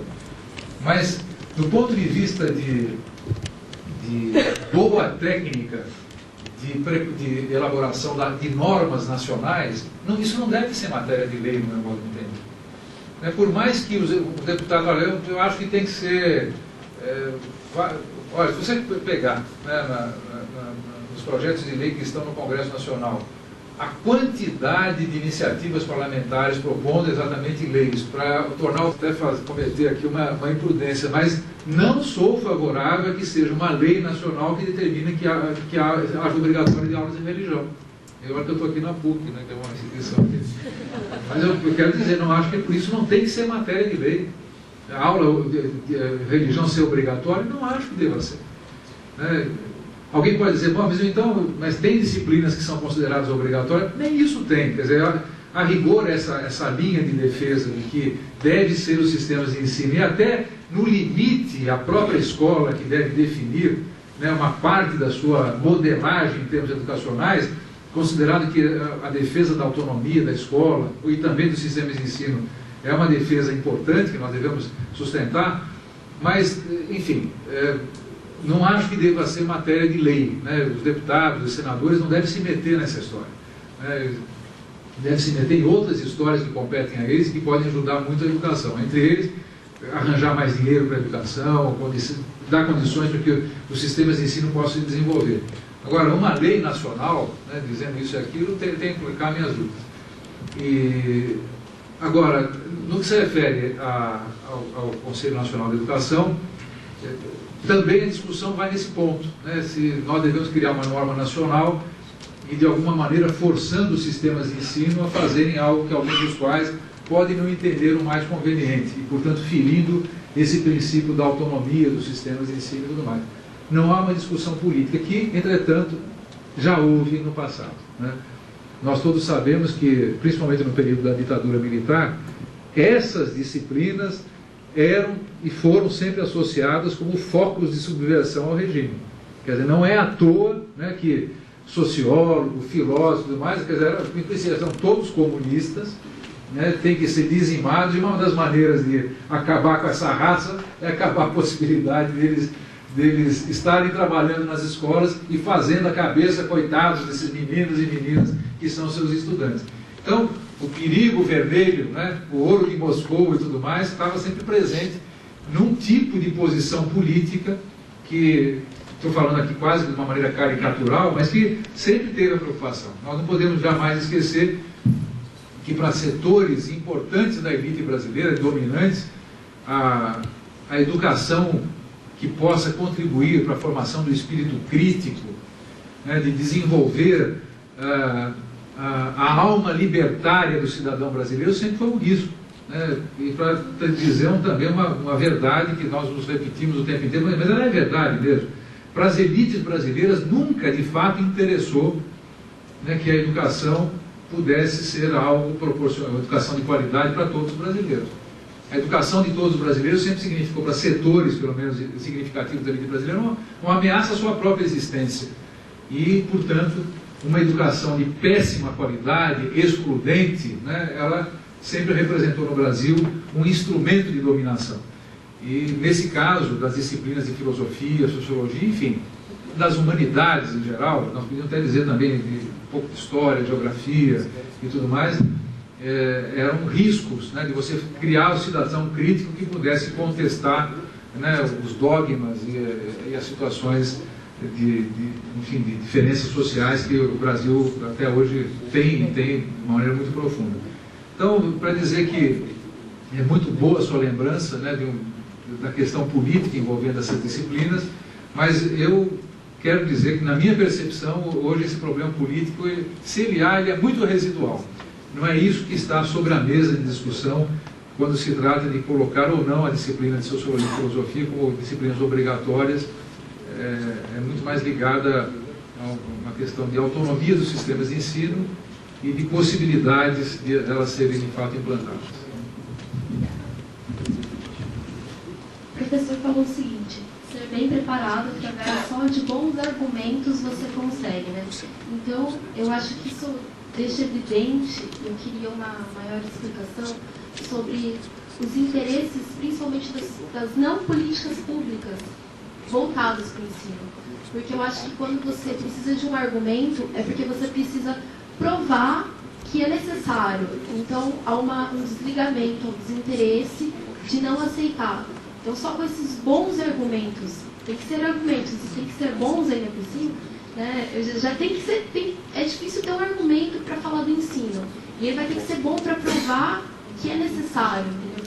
Então, esse poder público, ele não é consistente, na minha opinião, né? Eu queria que o senhor mostrasse esses argumentos não consistentes que tornam essas políticas públicas impossíveis. Porque, por exemplo, você disse em 5 anos, né? Mas em 5 anos é muito pouco, porque existe um mandato que vai preceder, e aí? O que vai acontecer? E a gente fica como um joguete, sendo que o ensino não é voltado, não é questionado diretamente. Uma política pública direta voltada para o ensino. Essa é uma questão super importante, né? Ela é muito ampla também para a gente. Então, eu vou escolher alguns focos só para discutir isso com você. Nós podemos discutir o valor da educação. É um valor universal, é um valor elevado na sociedade brasileira? muitos argumentam, dizem que não, que o povo nem liga para a educação, não é verdade, né? Até, os números até mostram que o sacrifício que as famílias pobres no Brasil fazem para manter os seus filhos na escola é um sacrifício dramático, mas ele é feito. As crianças brasileiras ficam na escola há muito tempo e poderiam estar até trabalhando, né? E muitas vezes seria até necessário que elas... Ele é um valor disseminado, né? Todos sabem que a educação é importante e todos fazem sacrifícios pessoais, não apenas para estudar, mas para manter filhos na escola e tudo mais. Bom, então isso é um ponto. Então, para isso, não precisaria de argumento, mas se todo mundo acha que a educação é importante, né, até aqueles que vão disputar o poder político de tomar essas decisões, podiam dizer, se o povo acha que a educação é importante, vamos lá fazer isso. O problema é que tem aí muitas gradações, né?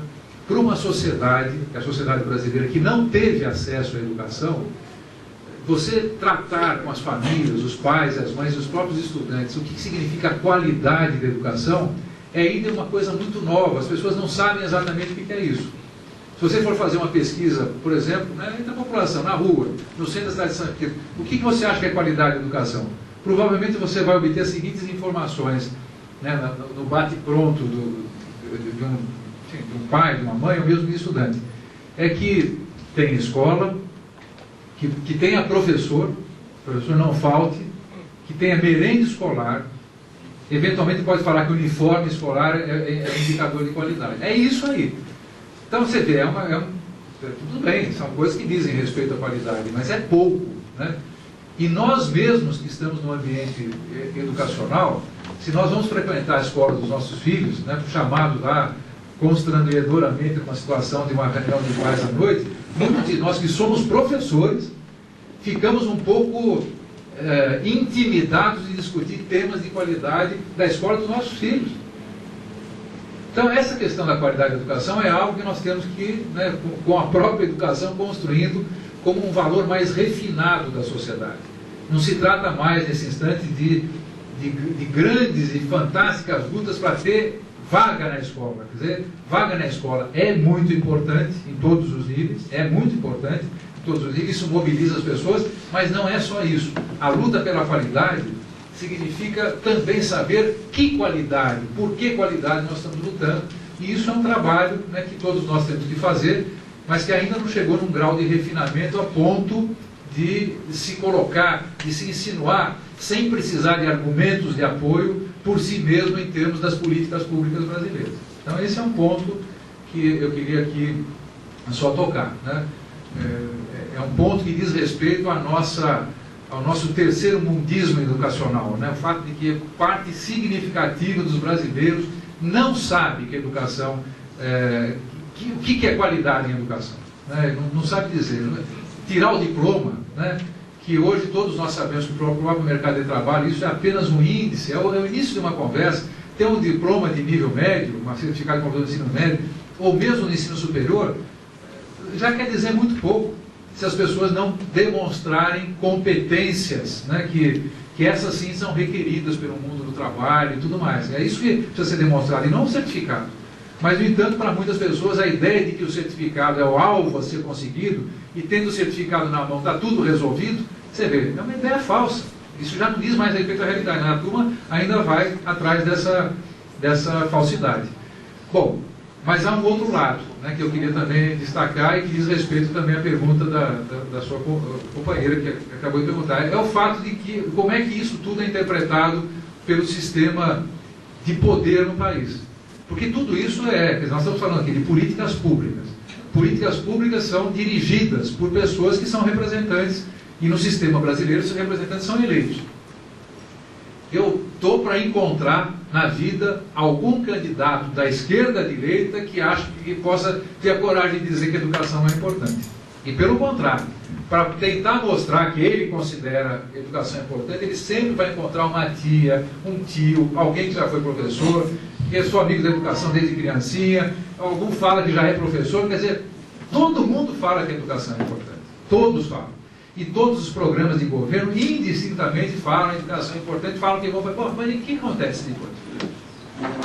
Acontece também, de uma maneira quase que total, que a educação que foi importante no palanque eleitoral, ela deixa de ser importante quando se trata de definição de quanto de dinheiro que vai para a educação, orçamentos públicos, municipais, estaduais, do governo federal e tudo mais. Então, vocês vejam agora, nós estamos o Congresso Brasileiro está para aprovar uma proposta do governo, do Executivo, do Fundeb, o Fundo de Manutenção da Educação Básica e Valorização do Magistério. Está para ser aprovado. E toda a discussão do governo brasileiro, né, na época que estava o Palocci e tudo mais, era ver se o governo brasileiro se dispunha a fazer um aporte anual que vai chegar, depois do terceiro ano de implantação desse fundo, a cerca de 4,8 bilhões de reais. Bom, 4,8 bilhões de reais, realmente, se isso vier a acontecer, está para ser aprovado. Acho que essa semana que vem, vai ser aprovada a emenda constitucional do Fundeb. É uma quantidade grande de dinheiro. Jamais um governo brasileiro colocou governo federal, tanto dinheiro na área da educação. Então, algo que tem que ser aplaudido. Mas quando eu comparo esses 4,8 heróicos bilhões de reais, né, que o governo federal pretende colocar no Fundeb, com o lucro do Banco Itaú, que foi de 5,5 bilhões de reais, um único banco. Lucro esse que vem basicamente dos juros que ele recebe do governo federal. E quando eu comparo as verbas totais da educação brasileira, que são 70 bilhões de reais, com o recurso que o governo federal paga à rapinagem financeira internacional, que são os bancos, que são de 170 bilhões de reais por ano, que é o que vai de pagamento apenas de juros para o sistema financeiro nacional e internacional, a gente vê exatamente como é que as coisas são enormes no discurso e minúsculas na prática.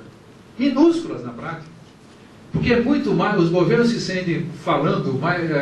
sabe, outro dia eu vi, acho que o Rubem Alves fez não sei se foi ontem que ele estava numa sabatina da Folha, eu vi algum trecho dele, e ele me fez pensar uma coisa. Quando a gente fala em educação, numa roda, num parlamento e tudo mais, a impressão que a gente tem quando vai à tribuna para falar em educação é que está esse deputado, ou está esse representante, ou está esse falando uma questão um pouco menor. Porque parece que é mais sério, né? É mais importante saber falar a respeito de economia, de falar de dívida pública. Agora vocês vão ver, né? Quando depois com a da Bolívia, todo mundo que puder dar 2 ou 3 ideias inteligentes a respeito de relações internacionais, pois isso é um assunto interessante. E outros países falar de guerra é uma coisa super legal, quer dizer, é tudo coisa mais, parece de primeira linha. E educação sempre parece uma coisa, olha, é um assunto de segunda linha, é uma chateação, no fundo é isso, porque os prefeitos municipais, por exemplo, que falam de educação quando vão disputar o poder. Agora, quando eles têm que olhar o tamanho da folha de pagamento da educação, eles ficam desesperados. Meu Deus do céu, mas não dá para mandar embora essas professoras? Quer dizer, então, a educação é sempre tratada, infelizmente, primeiro que é uma política pura e longo prazo. Ela está sempre além dos limites temporais dos planos de governo, como você falou. São 4 anos um governo, eventualmente 8, mas nós estamos fazendo o projeto de educação, uma política de Estado, ela não pode ser política de governo. Não é política de um governante. E um governante sábio seria se transformado num estadista, porque vai fazer, não providências para a próxima eleição, mas para a próxima geração. Quer dizer, é uma coisa muito além. Os políticos brasileiros, entretanto, não têm. Raros, tem alguns, né? Mas raros são aqueles que têm uma visão de estadista e que é capaz de fazer investimentos hoje que serão colhidos como resultados daqui a 15 anos ou 8 anos, quer dizer, quando ele já não estará mais lá. Então, esses problemas, né, que dizem respeito ao nosso ambiente valorativo nacional e das consequências políticas que isso traz, fazem com que nós precisemos sempre ser craques nos nossos argumentos. Quer dizer, eles, infelizmente, né, no ponto de vista do debate, nós temos que ser muito bons para sermos vitoriosos. Eu vou dar um último exemplo aqui, mas sempre colocando aqui para você como que a qualidade do argumento pode ser, às vezes, decisiva. A minha pergunta seria, sendo aprovadas as disciplinas como obrigatórias de filosofia e sociologia, inclusive até por pressões internacionais, da Unesco desde 1995, ou através do senador Álvaro Dias, na Câmara dos Deputados, com o projeto de lei também do um deputado do Maranhão que acho que reclamaram, não lembro mais o primeiro nome. Enfim, voltando, as duas disciplinas, elas teriam a mesma quantidade de aulas. Nessa reintrodução, por exemplo, que ocorreu no estado de São Paulo agora, nós fomos, principalmente professores de filosofia da rede, fomos alvos, inclusive dos colegas da sociologia, não que haja um espírito de desentendimento. E se colocou que o professor Chalita simplesmente favorece a filosofia porque ele tem formação de filosofia. E aí há um questionamento nas bases das escolas que disciplinas poderiam sair. E daí as disciplinas das ciências naturais, química, biologia e física, estão argumentando contra a filosofia e sociologia. As disciplinas de humanidades como história e geografia também têm medo. Então, só matemática e língua portuguesa parecem ter lugar garantido. Então, como ficaria o conselho, apesar do senhor ter falado que ele respeita a autonomia, ele poderia dar pistas de como poderia ser essa colocação, porque isso joga para a rede, e daí a rede, cada um por si. E daí não se faz uma reintrodução que deveria estar à altura dessas disciplinas, como elas eram, como elas estavam colocadas antes da introdução de Educação Moral e Cívica, SPB e Estudos Populares de Mente. Penso que com estas perguntas, salvo o melhor juízo, se não houver nenhuma oposição, a gente encerraria a sessão de perguntas. Bom, então, primeiro, o seu questionamento, né, eu acho que eu entendi bem, mas é um pouco aquela história do ovo e a galinha. Nós precisamos criar consciência, né, e a população só consciente que vai permitir que a educação seja de prioridade e tal. Mas com que instrumentos nós vamos fazer isso? Né? Eu devolvo a pergunta. Se não exatamente através da educação. Porque a única maneira que você tem de, pelo menos, de dar possibilidade, proporcionar possibilidade para que se desenvolva uma consciência crítica da realidade, é exatamente através da educação. E é claro que a educação pensada amplamente, não é só a educação escolar, mas é necessariamente também pela educação escolar. Escola de boa qualidade para todos, né? Isso é uma coisa que nós temos que lutar. Mas as outras observações que você fez, eu concordo, já tínhamos até um pouco discutido isso. Setores significativos da elite brasileira sempre tiveram receio, né, de que a educação pudesse se transformar numa arma libertária, né, do povo oprimido e tudo mais. Mas você tem razão também. Já há setores significativos também da elite brasileira que sabem que sem educação, os seus negócios, né, num mundo cada vez mais globalizado, já não vão ter mais lugar ao sol. Porque a inteligência, né, o conhecimento, não é só formar bons consumidores, mas de trabalhadores, né, preparados para enfrentar os enormes desafios de um tipo de trabalho que é cada vez mais qualificado, que exige uma capacidade de compreensão de processo, não é apenas aquele negócio de apertar parafuso, quer dizer. Então, você vê que essas contradições são contradições extremamente interessantes, que nós devemos compreendê-las e trafegar no meio delas e procurar compreender. Agora, é sempre através do instrumento da educação. Essa educação se faz, por contradizer, não é só na escola, né? Nós todos temos condição de, tomando graus de consciência a respeito da realidade, poder socializar isso e fazer isso no nosso grupo de amigos, e fazer no nosso clube, participando do nosso sindicato, no Grêmio, nas organizações estudantis. É uma maneira de fazer a educação, né, de desenvolver a consciência, mas é também um trabalho educacional. Escrevendo livros, fazendo teatro, fazendo música, isso são formas de educação também. Né? Quer dizer, o universo da cultura, né, como tem uma frase muito bonita escrita ali no rodapé do obelisco da USP, né, e no universo da cultura o centro está em toda parte. Né? Então, acho que é isso mesmo. Temos que buscar todos os caminhos, mas todos eles dizem respeito a um amplo campo, né, que nós podemos chamar de educação, que ele precisa ser realizado no país. E, claro, dando todas as consequências dele, inclusive as consequências de natureza política. Política, não estou falando de uma política reduzida, né, política eleitoral, mas a política como estratégias de poder. Poder o quê? Poder fazer coisas. Quais são as condições que nós temos para poder fazer as coisas?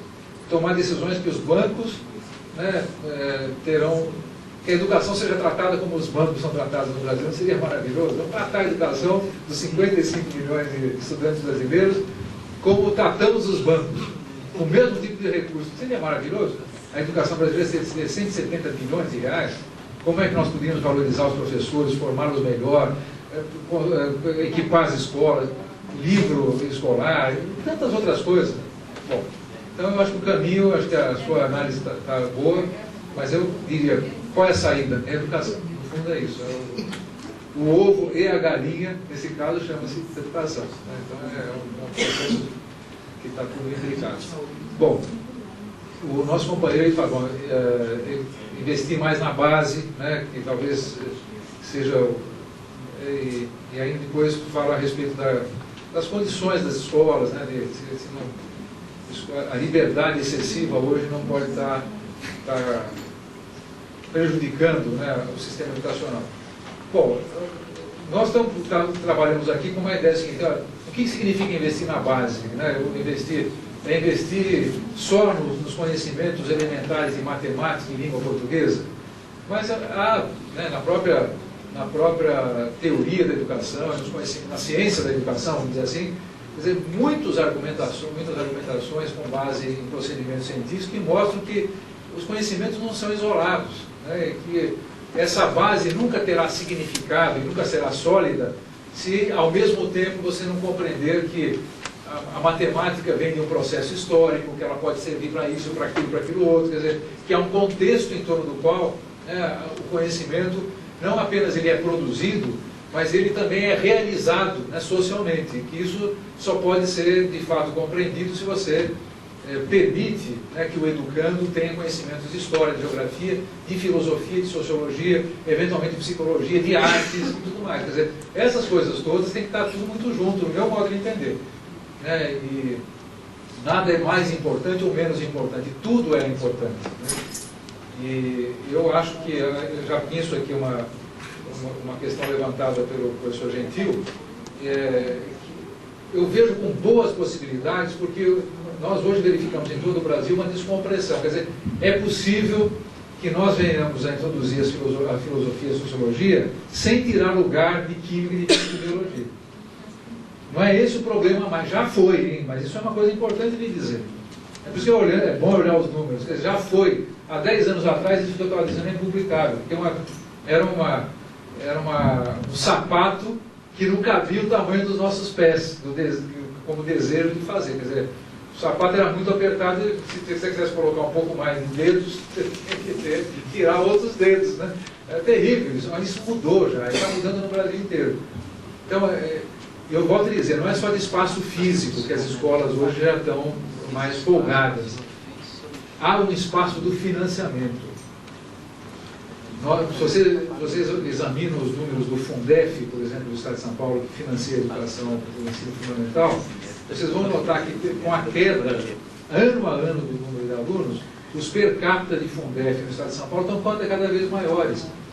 Quando estão cada vez maiores, permite que nós podemos pagar melhor os professores e contratar mais professores. As duas coisas ao mesmo tempo podem ser feitas. E escolas que estão menos lotadas, permite que você tenha um número menor de alunos por sala de aula, um número maior de disciplinas, tanto no ensino fundamental quanto no ensino médio. Isso nem digo que é ciência, isso é aritmética. Você pode ter, é claro que num lugar ou no outro, né, você pode ter situações de problemas, mas esses problemas estão aí para serem resolvidos. Né, não acho que a gente vai atirar. Agora, você fala uma coisa importante, eu vou tratar disso, né, com mais cuidado, se nós podemos ter caminhos para que o Conselho Nacional de Educação, ao aprovar, né, formas de disciplinamento, né, de conduta, né, que acabam muitas vezes levando ao embotamento até da criatividade, da visão do aluno.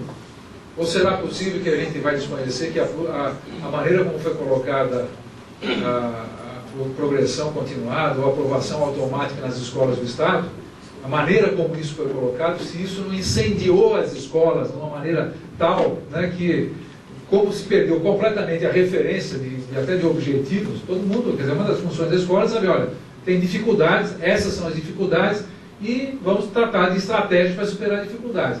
O que fez o governo do Estado ao colocar esse assunto da maneira como colocou? Acabou com a ideia de dificuldades e, portanto, desorganizou o sistema de trabalho, inclusive dos professores. Resultado, a manifestação de muitos alunos, muitos estudantes, foi exatamente a sua expressão, com todos os seus hormônios, a sua vitalidade, para o campo da indisciplina total, anarquia completa e acabada. Então, o problema não era você criar regrinhas, mas tentar interferir nas causas, que não foram só essas, né? Há outras causas da sociedade, né? O tipo de transformações que a família está tendo, né? Que vai jogando para a escola tudo, a ausência do pai e da mãe, tudo, tem vários fatores. Mas é compreender essas causas de uma certa anarquia, né? Ao mesmo tempo, só para discutir, muitos programas educacionais extremamente bem-sucedidos no mundo são hoje muito bem-sucedidos, são até focos de visitação em muitos lugares do planeta, porque não tem nada desse tipo de disciplina que nós acostumamos a imaginar. Horários, sala de aula e tudo mais, que é a maneira como a escola se organiza. São escolas que aboliram até paredes e que estão funcionando muito bem. Mas por quê? Porque os estudantes, os professores, compreendem em profundidade e participam da elaboração do seu próprio projeto educacional e são capazes de estabelecer regras de convívio que dizem respeito àquela realidade, né, e não uma coisa formal. Agora, esse é um assunto ótimo para discutir, né, ainda mais no campo da filosofia. Então, isso é bárbaro, esse assunto é um assunto quentíssimo, né, e tem toda a razão de você estar colocando, né, para a discussão. Eu acho apenas que não, se eu tivesse que responder bate e pronto, eu acho que não é com formas preconcebidas de disciplina e rigidez que nós vamos fazer com que a educação melhore. Eu acho que não é por aí, mas o assunto é um assunto vivo e deve ser de fato trabalhado. E deixa eu ver se uma coisa... Bom, sobre as questões do professor Gentil, acho que eu já toquei. Quero dizer que fiquei muito feliz de estar aqui, né? Muito obrigado aí pelo convite. Espero, acho que vou ter a oportunidade de retornar aqui em breve, né, na área das redes sociais. E me coloco inteiramente à disposição de vocês, né, nesse endereço que eu dei, esse site. E para nós, quero mais dizer, é muito importante que vocês acompanhem o nosso trabalho, contribuam, lancem questões. E muitas das questões que são lançadas para nós, do Conselho, se transformam muitas vezes até em normas nacionais, que a gente é obrigado a respondê-las, e ao responder, né, você acaba criando alguma contribuição para o país inteiro. Então, muito obrigado, boa sorte para vocês e bom trabalho.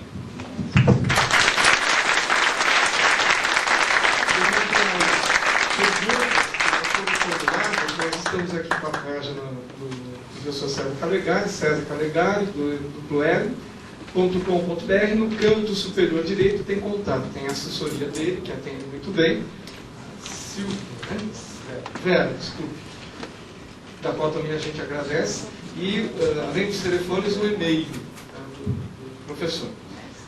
Lembrando que a minuta do parecer também está no site dele e está também no Telebook.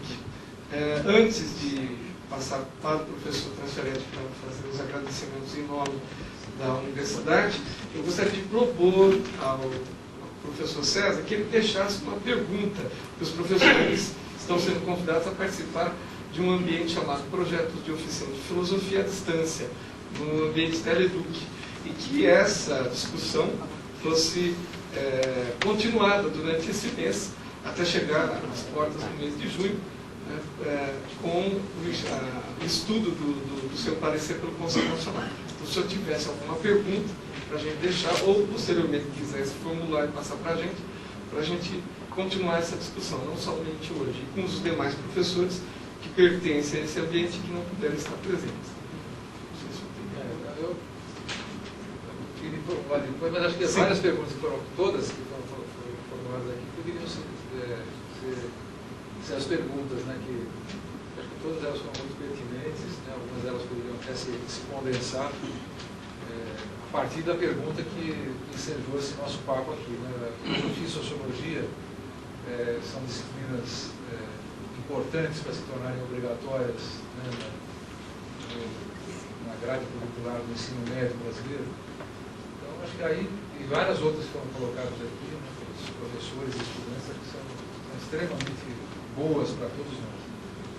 Através do NAC, que é o Núcleo de Apoio Remoto da Universidade, essa palestra vai ser digitalizada e vai estar no ambiente Teleduc, né, para que esses professores no ambiente restrito, né, principalmente da rede estadual, possam acessar. Passo então agora para o Padre Transferete, para fazer os agradecimentos, e depois, posteriormente, nós vamos mencionar as diretorias e escolas presentes, para o senhor ter uma noção para quem eu estou falando.